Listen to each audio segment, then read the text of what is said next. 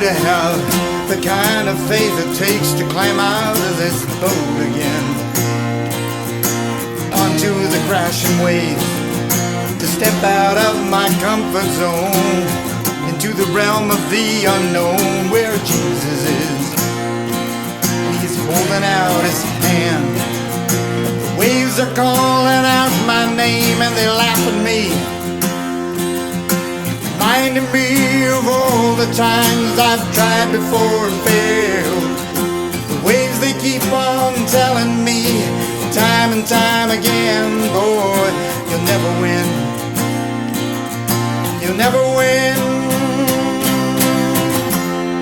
But the voice of truth tells me a different story.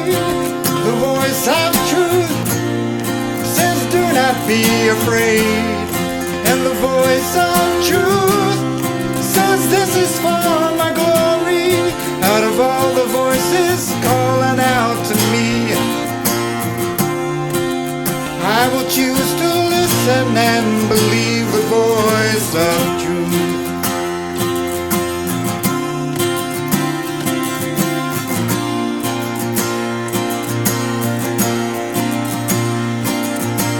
Oh, what I would do to have the kind of strength it takes to stand before a giant with just a sling and a stone, surrounded by the sound of 1,000 warriors shaking in their armor, as if they have the strength to stand. But the giant's calling out my name and he laughs at me, reminding me of all the times I've tried before and failed. The giant keeps on telling me time and time again, boy, you'll never win. You'll never win. But the voice of truth tells me a different story. The voice of truth says do not be afraid. And the voice of truth says this is for my glory. Out of all the voices calling out to me, I will choose to listen and believe the voice of truth. But the stone was just the right size to put the giant on the ground, and the waves, they don't seem so high from on top of them looking down. I will soar with the wings of eagles when I stop and listen to the sound of Jesus singing over me. But the voice of truth tells me a different story. The voice of truth says do not be afraid. And the voice of truth says this is for my glory. Out of all the voices calling out to me, I will choose to listen and believe. I will choose to listen and believe the voice of truth. And I will listen and believe, listen and believe the voice of truth. I will listen and believe, Jesus, you are the voice of truth.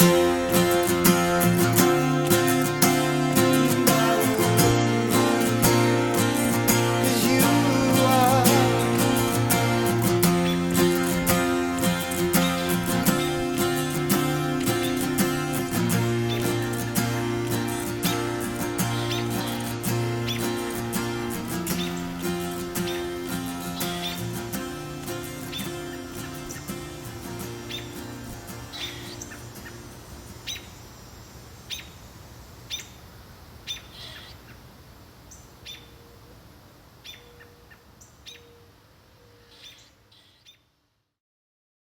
Good morning, Nexus friends. We're continuing to plow ahead, plow through with our Summer of Wisdom series. And this morning, it's time to bring wisdom into conversation with faith.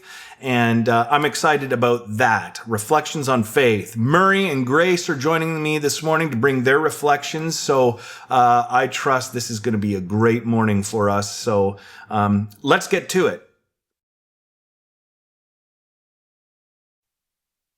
Hello, Nexus. When I began to consider the direction my reflection would take on the topic of faith, the following song came to mind, popping up from the recesses of a childhood memory. The Music Machine, Fruit of the Spirit. Listen with me.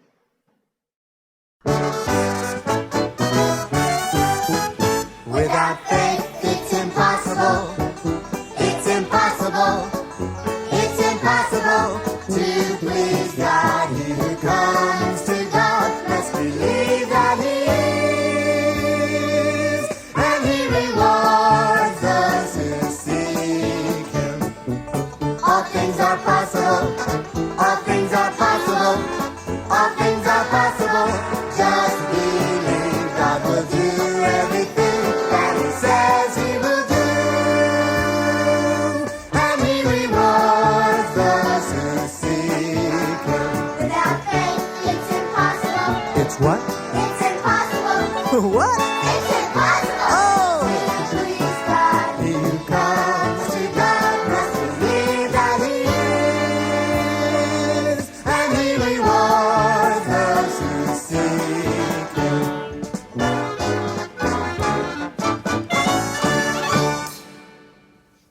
Who remembers this song?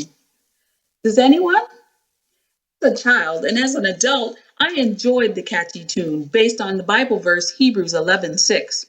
As a child, the message of the song was so hopeful, filled with the optimism of youth. It made me feel like I could just follow Jesus, no hesitation, no doubts. Fast forward 40 years, having trekked through dark valley passages, at times my optimism fades. The basic premise of the song is true, and on closer examination, there are theological concepts that I found important to unpack. On closer inspection and reflection, the song and verse has renewed my enthusiasm for this ditty. Let's journey together. We begin with stanza 1. Without faith, or complete trust or confidence in someone or something, it is impossible to please or cause to feel happy, satisfied, or delighted God.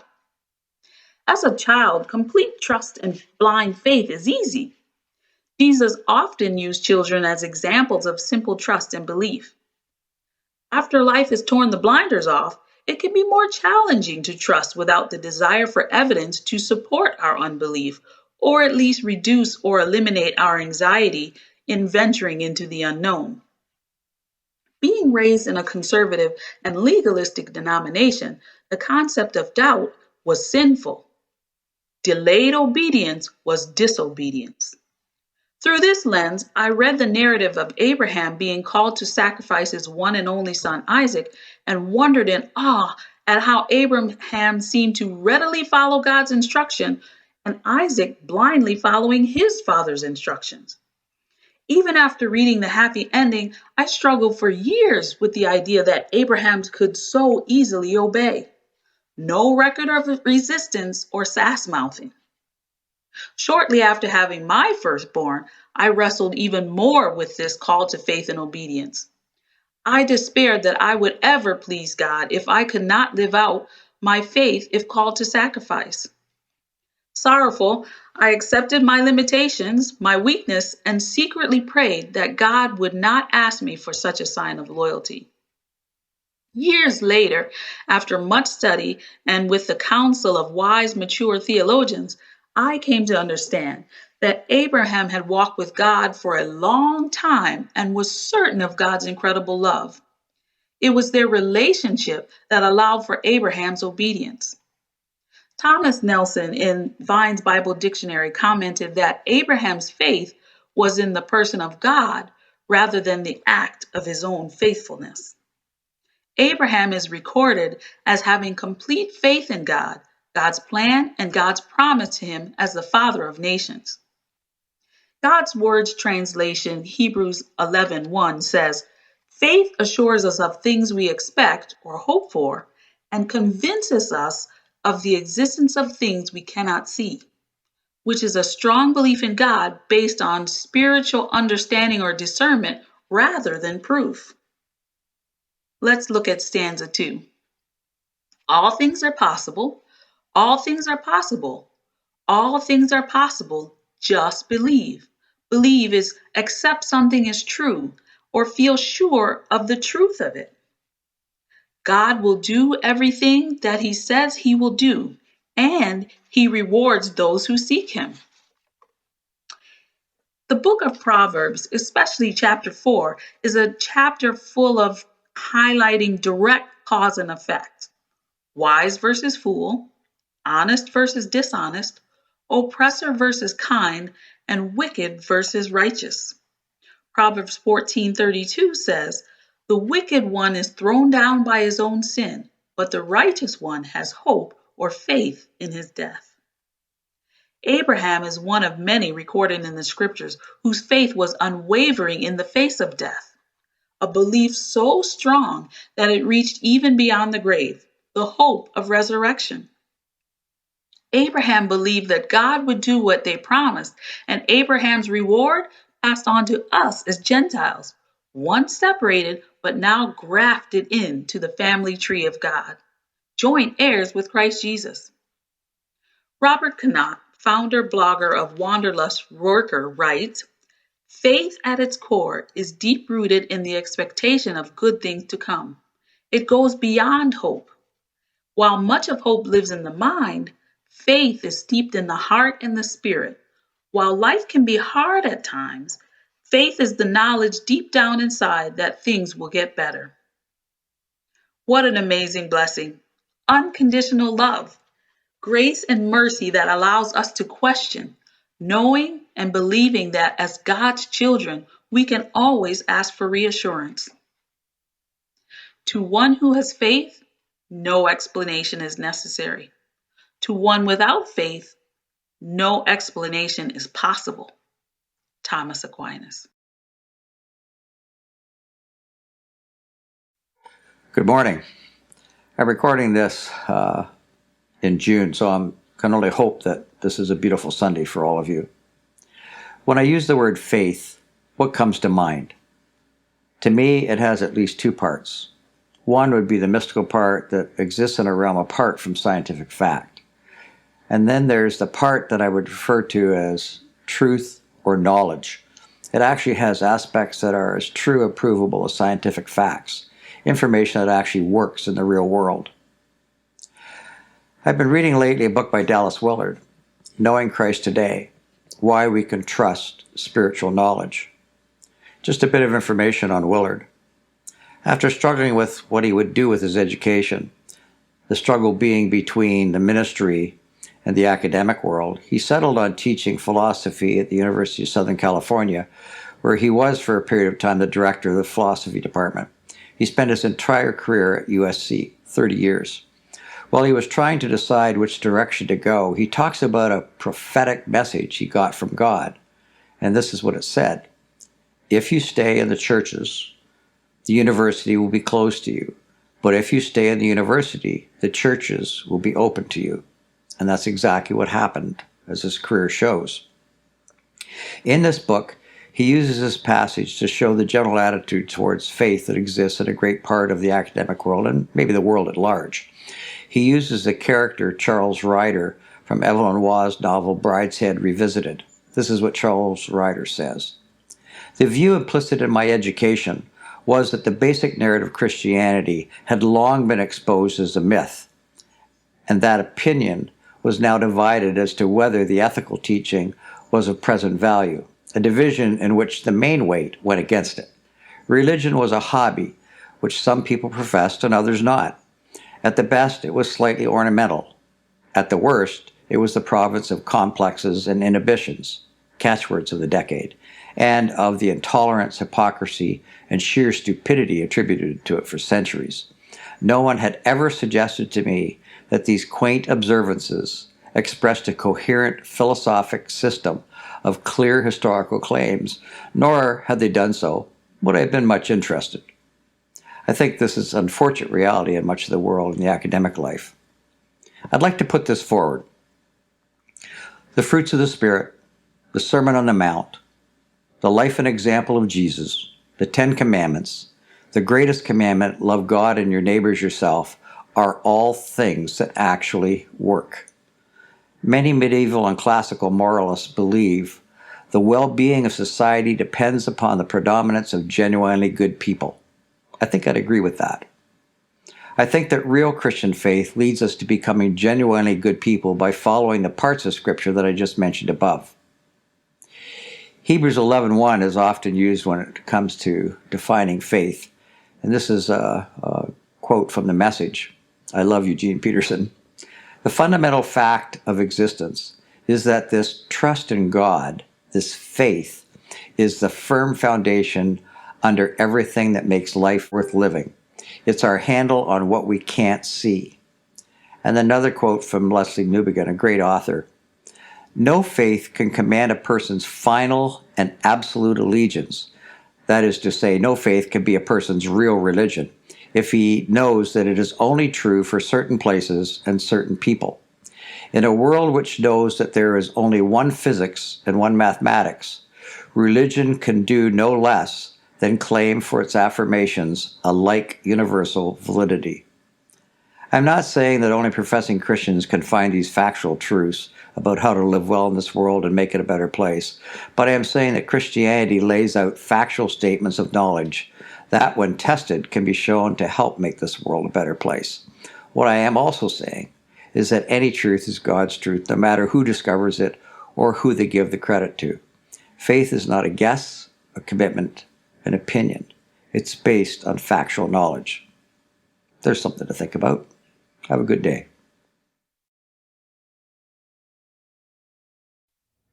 For my part, what I want to talk about in terms of wisdom and faith is hope. Hope as an element of faith. And this all started, I was thinking back, I don't remember many sermons from when I was a child, but I distinctly remember one. Actually, I remember a few, but this one sticks out to me because I even remember the name of the sermon. It was kind of had a certain ring to it. It was entitled, Of Earrings and Other Things. And in this sermon, my childhood pastor went on to make an impassioned case that men having earrings or tattoos was not good.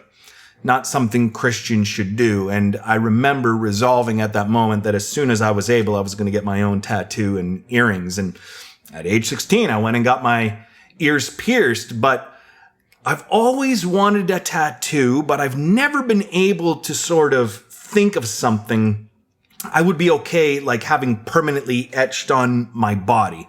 I could be a bit judgy. I've seen too many people with tattoos, and in my head, I'm like, maybe you should have thought that one through a little bit. So I've never been able to get myself to the point where I'm like, yes, I could be married to that on my body. But I think I've had a breakthrough. I think I finally found it. Now, whether or not I have the courage to actually go ahead and get a tattoo, that remains to be seen. But I think I found it. Should I ever get a tattoo, it would be of a quote that has remained meaningful for me for now over a decade.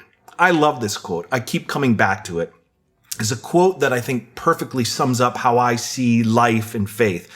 It comes from the words of Karl Rahner, and the tattoo on me would read this. All right, see what you think. Living in the torment of the insufficiency of everything attainable. Huh? Well, not exactly pithy, I suppose, and not exactly joyful, I guess, but in my mind, those words capture the human condition so completely.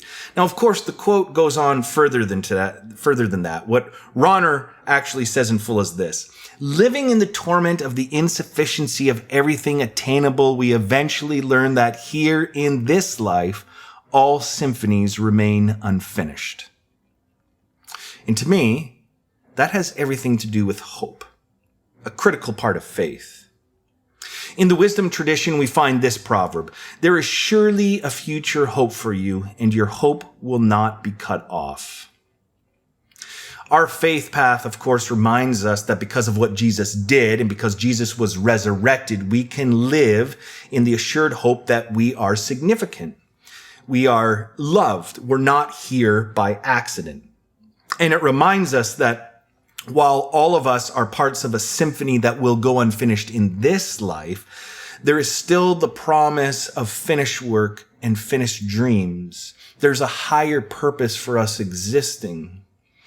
And of course, on some levels, this is a very theoretical belief, having hope. I remember George Stroumboulopoulos used to say in his radio programs, hey, whatever gets you through the night.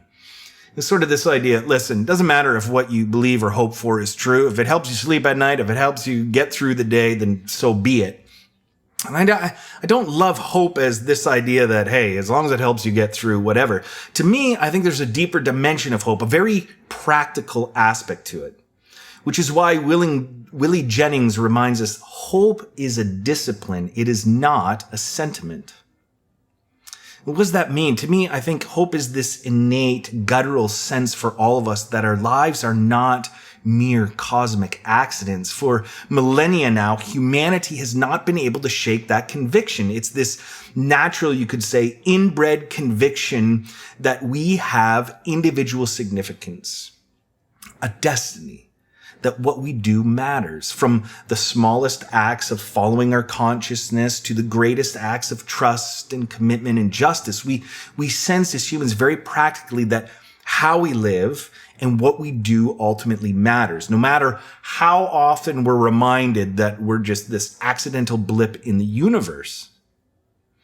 And see, what the Christian faith does with this is it puts skin on it and tells us that in Jesus' resurrection, our hope is far beyond a theoretical abstraction. And I found this to be true for me. For me, hope has become intensely practical. How so? Well, it brings me back to my tattoo idea. It's this hope that allows me to begrudgingly accept Ronner's words. In the torment of the insufficiency of everything attainable, we eventually learn that here in this life, all symphonies remain unfinished. Hope, for me, is about making peace with the unfinished symphony that constitutes our lives. Forgive me here, but I need to quote Ronald Rolheiser at length. I tried to figure out how to sum up what he's saying, but he does it so perfectly. I simply couldn't find adequate words to sum him up.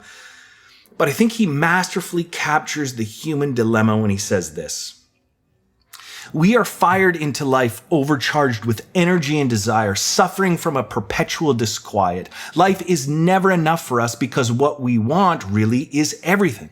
To be everywhere, to know everything, to be known by everybody, to embrace and sleep with the universe itself and everyone and everything in it. Such is our desire, though never our situation. Always we find ourselves somehow fenced in, on the outside, suffocating in some way, limited in our choices, not quite sure where we want to be. In our daydreams, we attain the adequate object of our desires, but in our actual lives, we find ourselves grounded in one place, married to just one person, and not able to find a place where we can adequately express ourselves. Searching for our name among the stars, we find instead that we are unknown, not heard, a light year's distance from that of which we secretly dream. Oh, yes, that, a million times that, this. That just resonates to me. That is so the human condition, whether we're consciously aware of it or not. But yes, that. There is the dilemma for us all as humans, because at some point in our lives, we have to wrestle with the fact that we all have dreams and desires and this stirring energy. But in the end, what we get is this, an imperfect body, an imperfect family, perhaps a marriage partner that can't adequately fulfill us, a less than fulfilling job, a house whose basement floods, living in an insignificant little neighborhood with a handful of friends, occupying this microscopic fragment of history, and that's it. That's your life. And maybe it's midlife or some other time, but eventually we have to confront the trajectory of our lives and realize that crushing limit is all that lies ahead of us. Coming to peace with that and loving in spite of that is, in the end, in my mind, perhaps the very goal of life. Coming to peace with that. And the function and task of hope is to help us in that process. Hope is the discipline of coming to peace with God, with our limited selves and our limited ability to experience and know. Hope is the discipline of making peace with the crushing limitation of our lives. And I get some of you are probably thinking, wow, I had no idea a talk on hope could be so thoroughly depressing. But to me, that's the very point. Our crushing limitation as humans is depressing. And the sooner we can own up to that, the sooner the task of hope can get to work. Because you see, I think for so many people today, what is lacking is precisely hope. And so confronted with the crushing limitation of our lives, what we try to do is we try to numb the crushing limitation of our lives with experiences and distractions, trying to evade and escape that reality. But underneath it all is this worrying thought that we're insignificant and that the little symphony of our lives is going to end tragically incomplete. But to me, this is where hope comes in and whispers, keep going with your chin up, kid, because what you do matters, and this life doesn't have to hold all of our dreams and ambitions and desires, because death is not the end. And so hope is that practical nudging, that relentless whisper inside of us, what we do matters. What we do matters. And all of it, from our private joys to those secret heartaches we have, from our unfulfilled longings in life to our desire to be known and to express ourselves more thoroughly, that all of that is not insignificant. All of who we are, from the choices we make to the commitments we keep to the work that we toil at, none of it is insignificant, and none of those things are lost or in vain. Hope is a crucial part of faith, but it's also a practical part of faith. It helps us rest, come to peace with the unfinished symphony of our lives, and in doing so, it reminds us, keep going, keep loving in spite of that. You matter, what you do matters, and none of it will be lost.